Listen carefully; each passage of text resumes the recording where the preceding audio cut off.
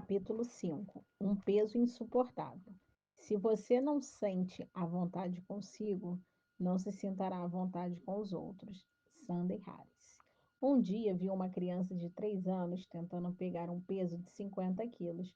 Ela se esforçou, fez cara feia, suou, caiu e o peso não se mexeu. Depois ela ficou parada olhando triste para aquele peso porque percebeu que a tarefa era impossível para ela. Ainda não tinha músculos suficientes para uma tarefa tão pesada.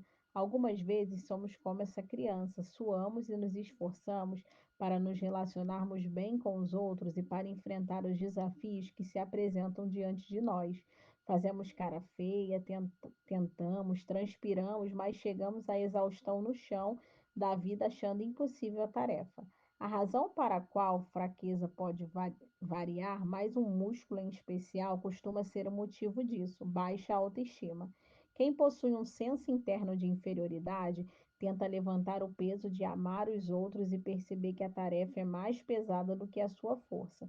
Quando Jesus falou a respeito do mandamento mais importante, ele apontou Deus como centro. Quando falou a respeito do segundo mandamento mais importante, ele colocou o próximo em destaque. Mas entre amar a Deus e o próximo está embutida a ideia de amar a si mesmo. Amarás o teu próximo como a ti mesmo. Ou seja, se não há um verdadeiro e genuíno amor a si mesmo, não haverá amor pleno, apenas parcial ao próximo. O amor valoriza, honra e procura manter um relacionamento carinhoso. Sempre falamos dessas características no que se refere a amar o outro, mas tente pensar nisso em relação a você. O amor não vive falando mal dos outros, então não fale mal de si. O amor mantém a paz e o carinho com o outro. Então, quem ama procura a paz e o carinho consigo mesma. O amor é paciente, então quem anda nele é paciente com as suas próprias falhas. Ele é perdoador, então quem ama perdoa seus erros cometidos. No entanto, quem por privação de amor dos pais, abuso ou rejeição desenvolveu um complexo de inferioridade pode até concordar com essas afirmações, porém muitas vezes inconscientemente continua tratando a si mesmo de forma terrível. Tentam amar o próximo, mas odeiam a si mesmo. Peso demais para uma criança no amor e a si mesmo. Alguns podem até afirmar ter visto pessoas que não têm um bom relacionamento consigo amarem o próximo. Eu mesmo já vi algo parecido. Contudo, não se engane. Por mais que ela demonstre amor pelos outros, sua medida de amor não é correta. Conheço uma mulher que se doa pelos filhos e pelo marido de forma incrível e tem uma baixa autoestima. No entanto, apesar desse amor, ela tem uma grande dificuldade de dizer não para as pessoas. Como sabemos, dizer não pode ser tão importante como dizer sim no processo de amar. Ela não diz não porque tem receio de ser rejeitada e mal vista pelo outro. Como ela mesma se vê inferior, não permite que ninguém mais faça o mesmo com ela. Por isso se doa a ponto de nunca dizer não, mesmo que não seja o melhor para o outro. O que o segundo mandamento está bradando a plenos pulmões, é que não é possível amar de forma plena o amor de Deus, o próximo, não se amarmos a nós mesmos. Seu bom relacionamento com os outros está intimamente ligado a um bom relacionamento consigo. Por isso, vamos entender o complexo de inferioridade e suas características para que, debaixo do amor de Deus, tenhamos o amor a nós mesmos restaurados. Desvalorização. Quem tem um senso interno de inferioridade tem o hábito de desvalorização. Esse tipo de pessoa costuma falar ou pensar que não é nada, o que fez não é importante. Mesmo que não fale ou pense isso conscientemente, a desvalorização pode se manifestar de outras formas. Um exemplo é que alguém recebe um elogio, mas no silêncio de sua mente não acredita nele. Em alguns casos, a certeza do desvalor é tão grande que elogios, pregações do amor de Deus por ela ou sucesso não tiram a pessoa dessa certeza. Algumas dessas pessoas até tentam falar de forma positiva a respeito de si, porém internamente continuam desacreditando do que dizem, tentam dar outros frutos sem lidar com a raiz do problema. Muitas delas foram machucadas com palavras dos pais que disseram coisas do tipo: você não vale nada, seu burro, seu irmão é melhor que você. Outros não ouviram nada disso, contudo, no silêncio dos pais e na dificuldade deles de demonstrarem amor, ouviram a mensagem de que não eram amadas. Assim, ainda há aqueles que sofrem a traição de um cônjuge, ficam desempregados ou não passaram numa determinada prova e, diante do fracasso, aceitaram que não que são um fracasso de fato. Infelizmente, no mundo que vivemos, essas sementes são muito comuns. Rejeição de pessoas e experiências ruins é algo que não dá para evitar. No entanto, precisamos aprender a lidar com isso, não somente os fracassos e frustrações, mas também precisamos aprender a lidar e questionar o que o mundo chama de sucesso. Pois, se olharmos com calma, muito do que as pessoas tomam como fracasso e as levam a um desvalor interno está baseado em metas irrealistas projetadas pelas mídias e pelo mundo que vivemos. Um exemplo disso é o padrão estético. Para muitos, o padrão da beleza foi alcançado na Gisele Bündchen, no Brad Pitt. Para ser bonito, precisa então ser magro como fulano, forte como cicrano. Por isso, muitas mulheres não percebem que o fato de se acharem feias está baseado no padrão estético estabelecido de forma irrealista. Começam assim a não ver a beleza que possuem e a desenvolverem um senso forte de inferioridade.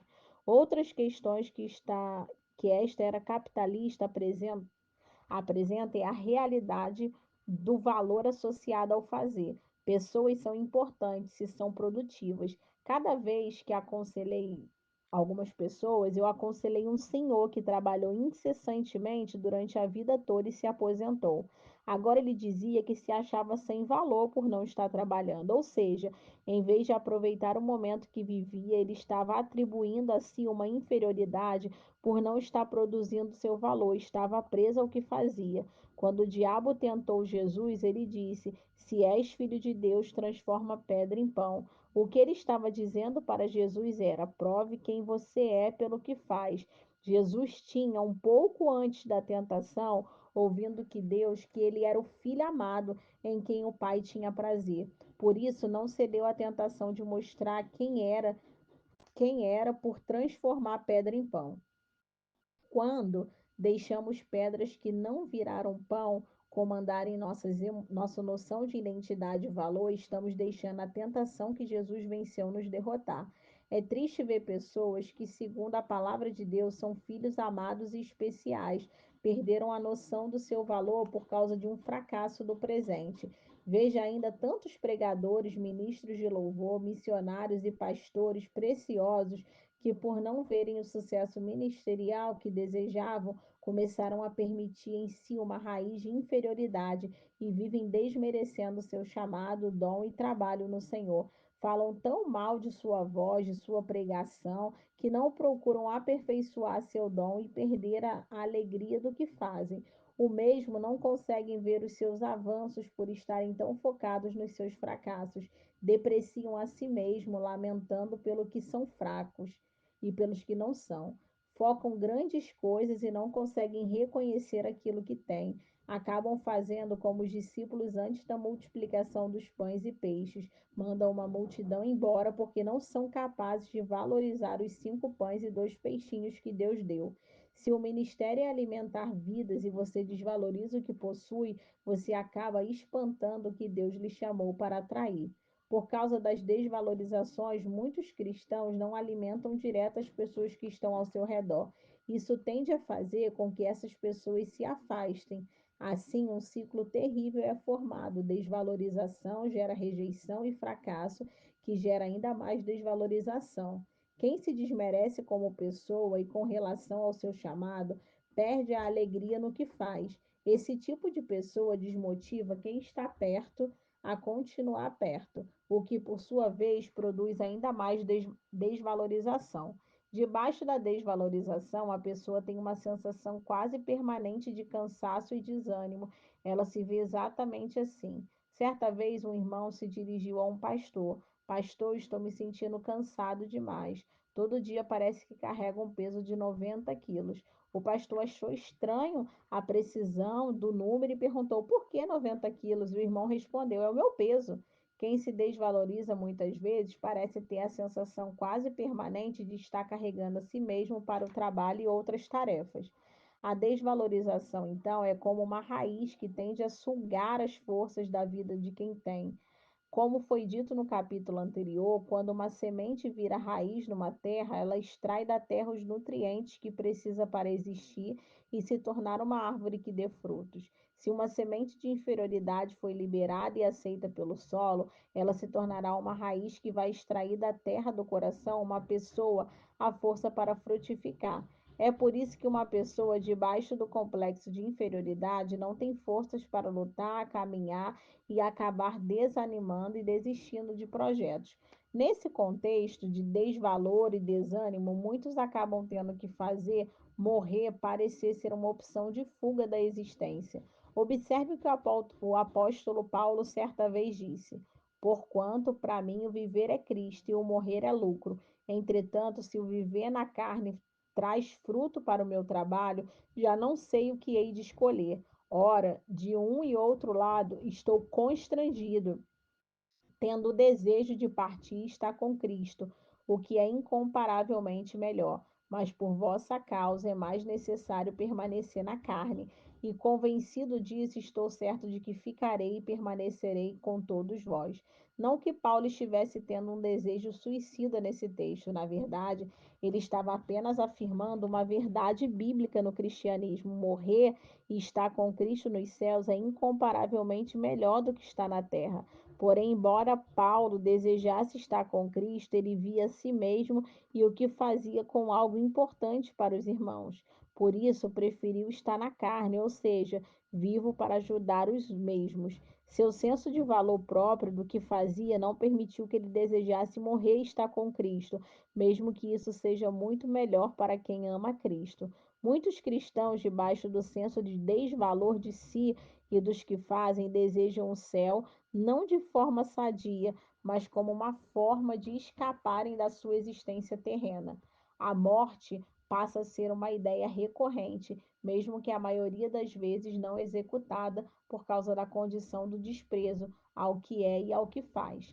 Sementes na boca de pessoas ou nas experiências ruins podem gerar uma raiz de inferioridade. Com isso, o fruto da desvalorização aparece. Nessa hora, é vital não apenas lidar com o fruto, mas com a raiz. Questione a veracidade da semente que gerou a raiz em comparação com a semente da palavra de Deus. Não importa o fracasso que tivemos ou que os nossos pais falaram, a semente do amor de Deus tem a palavra final sobre o nosso verdadeiro valor. Graças a Deus. É necessário entender e crer profundamente que maior do que os outros e as experiências dizem é o que Deus diz. Agindo dessa forma, deixamos que o amor de Deus, pouco a pouco, penetre no solo do nosso coração e crie uma raiz de valor que dará bons frutos. Comparação. Na raiz da inferioridade está a desvalorização e dela pode brotar a comparação. Pessoas que não têm o valor bem estabelecido por Deus no coração pode acabar consciente ou inconscientemente se comparando a outros. O dicionário define comparação como estabelecer confronto entre igualar-se e rivalizar. Fica claro que quem estabelece confronto entre si e alguém nunca conseguirá de forma plena amar esse alguém. A comparação pode gerar competição. Muitos, por se sentirem inferiores, disputam com os outros. Maridos e esposas às vezes disputam para ver quem está com a razão, em vez de ouvirem o outro a respeito do assunto e resolver melhor a situação. Irmãos que rivalizam seu talento com o outro e oprimem em vez de ajudar. A competição leva à inimizade, pois em vez de levantar quem está perto de mim, eu quero vencê-lo. Mas esse processo de competir e vencer o outro é apenas para que a pessoa possa se sentir melhor diante da sua inferioridade. A comparação pode gerar uma desfiguração para baixo ou para cima. Quando alguém se compara ao outro e se vê acima do mesmo, pode se desfigurar para o orgulho e acabar desprezando e machucando o outro. A verdade é que muitos procuram o pior nos outros apenas para se mostrar superior por comparação. O que essa pessoa muitas vezes não percebe é que a atitude de procurar a pior nos outros para se sentir melhor acaba afastando pessoas, pois ninguém quer ficar perto de pessoas que a desprezam. A desfiguração para baixo se dá quando eu vejo o outro tão acima de mim que isso gera ainda mais desvalor e desânimo. Alguns alimentam até mesmo a depressão ao se compararem e verem o outro em uma posição superior. Às vezes, quando alguém elogia outra pessoa perto de quem tem uma raiz de inferioridade, ela silenciosamente se compara ao outro e, ao final daquele papo, está se sentindo muito para baixo. Mentalmente, quando ouvia a outra pessoa ser elogiada, ela se viu incapaz de chegar onde a pessoa chegou e ficar triste parece ser a única opção. A desfiguração para baixo pode ser tão nociva que a pessoa faz coisas que não fazem parte dela para tentar o êxito que o outro conseguiu. Quando Davi foi lutar com Golias, Saul deu a sua armadura para ele. Davi não aceitou porque a armadura não era compatível com a sua estatura e poderia comprometer o seu movimento de batalha. Davi sabia que não era ele, nem tampouco a armadura de alguém que iria lhe dar vitória, mas sim o Senhor. Quem muitas vezes tem um senso de inferioridade se compara e se desfigura para baixo, toma a armadura para tentar ter as vitórias que o dono da armadura teve. Na hora, a vida se torna mais pesada e o movimento nas batalhas da vida mais lento. Ele trabalhou 10 horas para conseguir tal coisa, ele orava 7 horas por dia e o outro acordava às 5 da manhã para estudar. Sabendo disso, eu vou fazer o mesmo para conseguir o que eles conseguiram. Entenda-me bem. Eu posso me inspirar no exemplo de outro e melhorar minhas atitudes, mas eu não sou o outro. Muitas vezes ele tem facilidade em acordar cedo e em você em dormir tarde na noite, por exemplo. Ou seja, a mesma armadura que a estratégia pode não ser o que vai dar certo. Não se desmereça em relação ao outro. Melhore suas imperfeições, porém também valorize suas virtudes. Uma pessoa pode estar caminhando bem e, por meio de comparações, criar problemas desnecessários que até o momento da comparação não eram reais. A pessoa, por exemplo, canta bem, entretanto se deprime por não cantar como certo cantor. Trabalha com qualidade, mas se orgulha em relação aos outros e assim acaba criando um problema real de relacionamento, prejudicando o bom trabalho que faz. É um grande líder, todavia, acaba competindo com outro líder e gerando uma inimizade que pode prejudicá-la no futuro. Se não lidarmos com a raiz de inferioridade, vamos continuar dando fruto de comparação que tanto nos atrapalha nos relacionamentos interpessoais. Ciúme e inveja. Seus irmãos lhe tinham ciúme. Gênesis 37:11. Este recorte do texto se refere aos irmãos de José. Analisando a história, você percebe que Israel amava mais a José do que os seus outros filhos. Por isso, os ciúmes. Ora, Israel amava mais a José do que os seus filhos, porque era filho de sua velhice e lhe fez uma túnica talar de mangas compridas. Vendo, pois, seus irmãos que o pai o amava mais do que todos os outros filhos, odiaram e já não podiam mais falar pacificamente. A semente da preferência de Israel por José gerou nos seus outros filhos uma raiz de inferioridade que gerou ciúme na alma deles.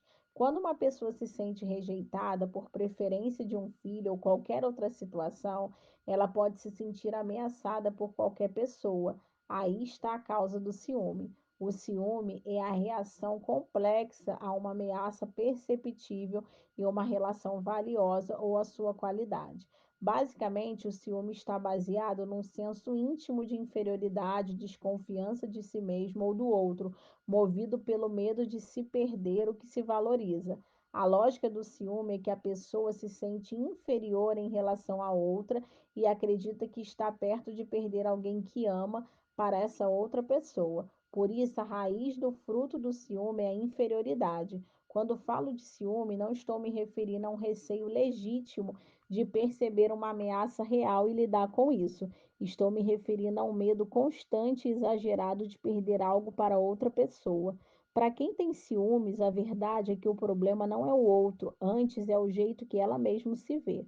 Alguns maridos reclamam muito em aconselhamentos que suas esposas são ciumentas demais. Argumentam que elas não confiam neles e assim ficam magoados por tanta desconfiança. Eles dizem: não aguento mais, estamos juntos há tanto tempo e ela não confia em mim. Na verdade, essa esposa ciumenta não confia no valor dela. Qualquer pessoa que se aproxima do marido dela é uma ameaça porque ela acha que todas as mulheres mais bonitas e interessantes do que ela. Se você lida com uma pessoa ciumenta, lembre-se disso. A desconfiança não é com você em primeiro lugar, mas com o valor dela em relação aos outros. José foi maltratado pelos seus irmãos, não porque ele fez coisas erradas, e sim porque perto dele seus irmãos se sentiam desvalorizados. Seus irmãos sabiam que nunca teriam a atenção que eles queriam do pai por causa de José. Quando José contou o sonho, eles não vibraram ou encorajaram, não porque o sonho não era de Deus, mas devido à ideia de que mais uma vez eles estariam debaixo de José. Há pessoas que têm uma reação agressiva a você, não porque você fez algo de errado, mas porque perto de você se sentem ainda mais inferiores. Nesse ambiente de ciúmes e invejas, pode parecer. A inveja é um desgosto ou pesar pelo bem do outro, desejo violento de possuir o bem do outro. No ciúme, a pessoa tem medo de perder algo precioso. Na inveja, por medo de perder, para fazer as coisas como difamar, desmerecer, perseguir e até mesmo tomar o lugar do outro. Pois onde há inveja e sentimento faccioso, aí há confusão e toda espécie de coisas ruins. Certa vez, Paulo e Silas chegaram a Tessalônica e pregaram a respeito do reino perto de uma sinagoga dos judeus. A mensagem dos dois foi ouvida e muita gente atendeu à mensagem do Evangelho. Com inveja da atenção que muitos tinham dado aos dois, os judeus fizeram algo terrível.